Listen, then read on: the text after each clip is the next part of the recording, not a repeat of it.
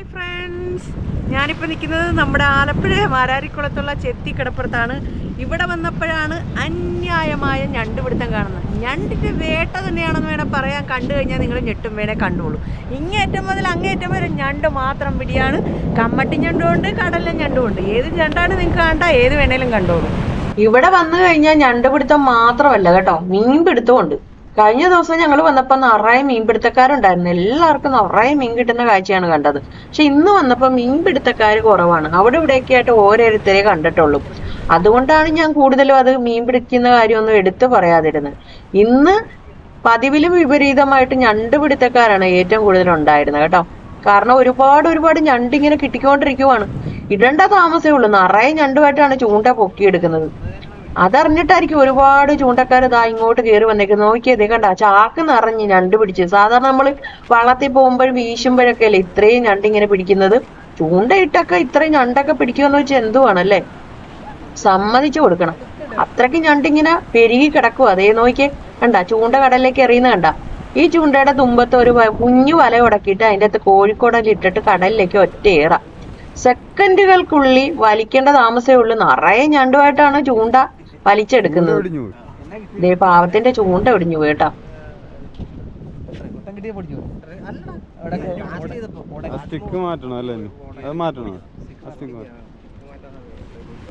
ഇതാണ് പറയുന്നത്, ചൂണ്ട മേടിക്കുമ്പം നല്ല ചൂണ്ടയൊക്കെ നോക്കി മേടിക്കണം.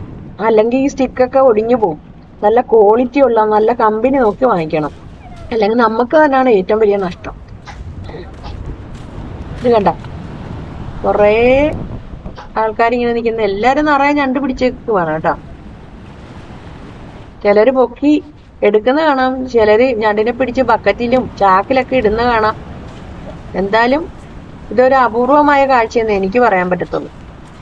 എല്ലാരും നല്ല മത്സരത്തിലാണ്, വാശിയേറിയ മത്സരം. എന്റെ പൊന്നോ, ഇതൊക്കെ കാണുമ്പോ എന്ത് സന്തോഷമാണെന്നറിയില്ലേ. ഇത് മീൻ പിടിക്കുന്നതാണ് കേട്ടാ.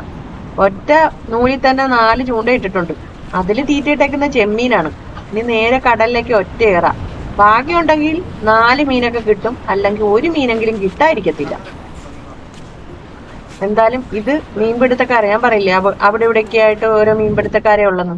ദേ പിടിച്ച ഞണ്ടാണേ, വലയുടെ അകത്ത് ഉടക്കിയിരിക്കുക. ഇത് ഇങ്ങനെ വലിച്ചെടുത്തോണ്ടിരിക്കുക.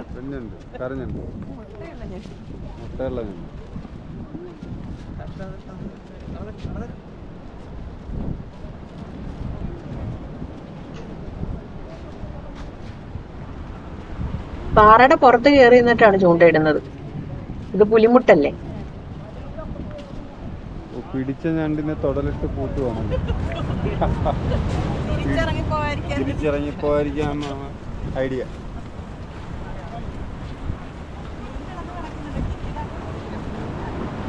ഞണ്ടൊക്കെ കിട്ടിയാ?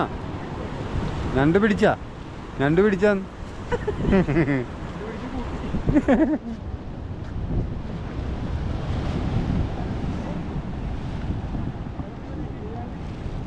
അവിടെ 2-3 ഗമ്മട്ടിയാണ്ട് കിട്ടിയാട്ടാ. ഗമ്മട്ടിയുണ്ട് വലുത്. ഒരെണ്ണം പിടിക്കുന്നുണ്ട്. കണ്ടോ കണ്ട, ഞാൻ നേരത്തെ പറഞ്ഞില്ലേ ഒറ്റ വലിക്ക് തന്നെ നിറയെ ഞണ്ട് കിട്ടുന്നു. എന്ത് വലിപ്പമാന്ന് നോക്കി.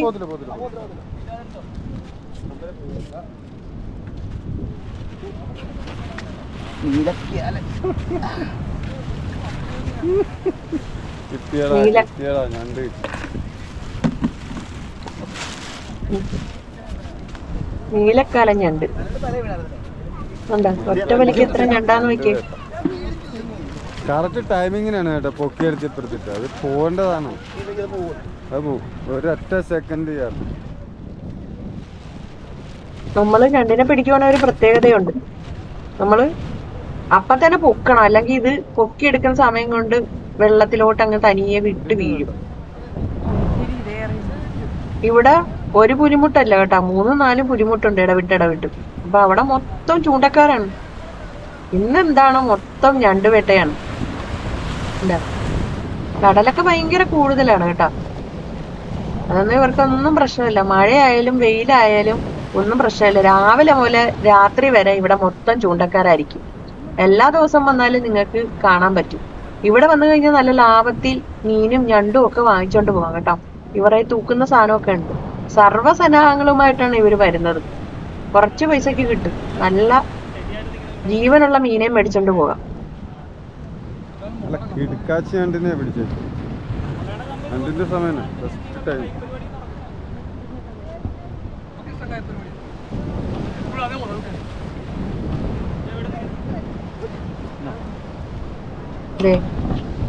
അങ്ങനെ പാറയുടെ മുകളിൽ നിന്നുള്ള വ്യൂ ആണ് പുലിമുട്ടില്ല നിങ്ങൾ കാണുന്നത്. കണ്ട, ഞണ്ടിനെ പൊക്കി എടുക്കുന്നുണ്ട്. ഞണ്ട് തെറിച്ചു പോയിക്കൊണ്ടിരിക്കുവാണ്. എന്ത് രസമാണെന്ന് നോക്കിയാൽ കാണാൻ. കണ്ടിട്ട് എന്നെ കൊതി വന്നിട്ട് വയ്യ. ഇപ്പൊ മഴ വരുന്ന ലക്ഷണമാണ് കേട്ടാ, ചാറ്റലുണ്ട്.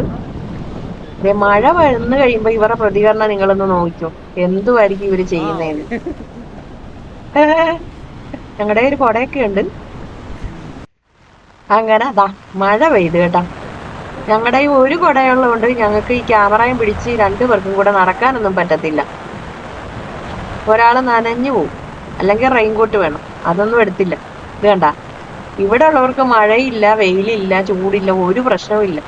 കുറെ പേര് റെയിൻകോട്ടുമായിട്ട് വന്ന് മിക്കവരും മഴ നനഞ്ഞു തന്നെ നിൽക്കുവാണ്.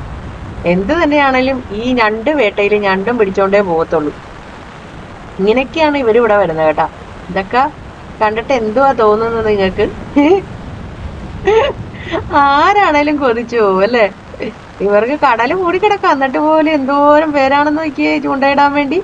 എല്ലാവർക്കും നിറയെ ഞണ്ടാണ് കേട്ടോ. അപ്പൊ എല്ലാവർക്കും വീഡിയോ ഇഷ്ടപ്പെട്ടെന്ന് കരുതുന്നു. സബ്സ്ക്രൈബ് ചെയ്യാത്തതുണ്ടെങ്കിൽ സബ്സ്ക്രൈബ് ചെയ്യണം, ലൈക്ക് ചെയ്യണം, ഷെയർ ചെയ്യണം. അപ്പൊ അടുത്ത വീഡിയോ കാണുന്നവരേക്കും ബൈ ബൈ, സീ യു.